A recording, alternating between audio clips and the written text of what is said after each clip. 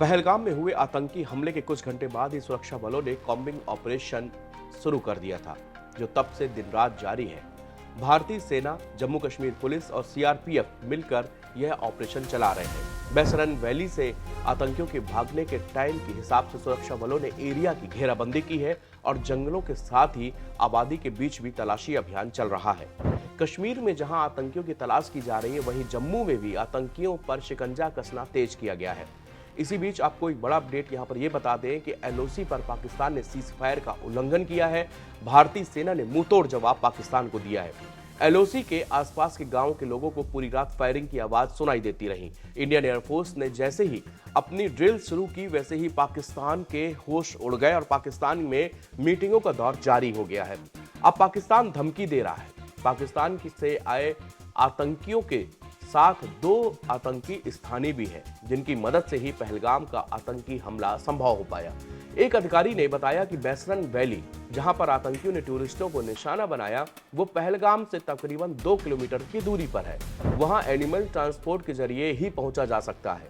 पहलगाम में पुलिस की पोस्ट है और यहां से करीब 2 किलोमीटर दूर पहलगाम के नॉर्थ वेस्ट साइड सीआरपीएफ का बटालियन हेडक्वार्टर और एक कंपनी है। भारतीय सेना का सीओबी कंपनी ऑपरेटिंग बेस यहां से करीब 5 किलोमीटर लेडरू में है।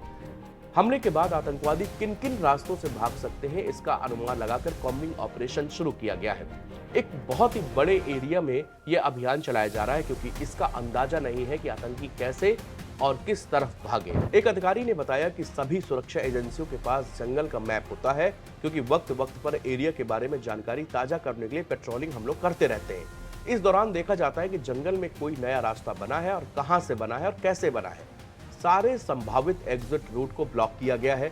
कॉम्बिंग एरिया में जहां जहां आबादी है, वहां भी ज्वाइंट टीम तलाशी ले रही है और एरिया को सैनिटाइज करते हुए आगे बढ़ रहे हैं।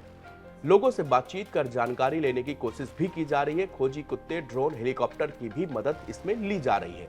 एक कंट्रोल सेंटर बनाया गया, जिसमें अलग अलग टीम से मिलने वाली जानकारी को अपडेट किया जा रहा है। अलग अलग कई टीमें इस सर्च ऑपरेशन में लगाई गई हैं। एक टीम में कम से कम 10 लोग शामिल हैं और वो इस तरह से मूव कर रहे हैं कि एक दूसरे की नजर में भी रहे। भारतीय सेना एलओसी पर भी अलर्ट है और जम्मू कश्मीर में भी आतंकियों की तलाशी अभियान को तेज किया गया है।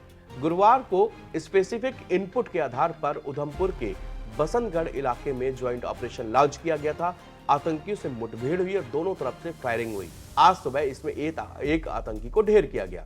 इसमें भारतीय सेना के हवलदार जे अली शेख गंभीर रूप से घायल भी हुए। तमाम मेडिकल सहायता के बाद उन्हें बचाया नहीं जा सका।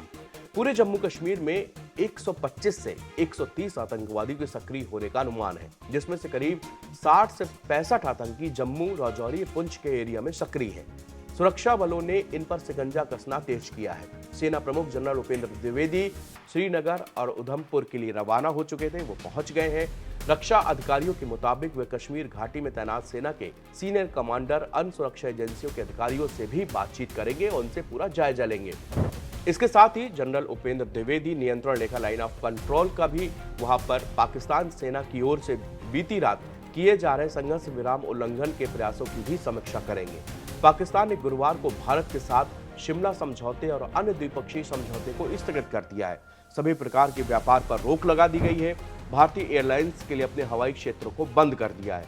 इसके साथ ही कहा, सिंधु जल संधि को तोड़ने के भारत के प्रयास को कहा कि अगर भारत ने निर्धारित पानी के प्रवाह को रोकने या परिवर्तित करने का कोई भी प्रयास किया तो ये युद्ध छेड़ने के समान माना जाएगा।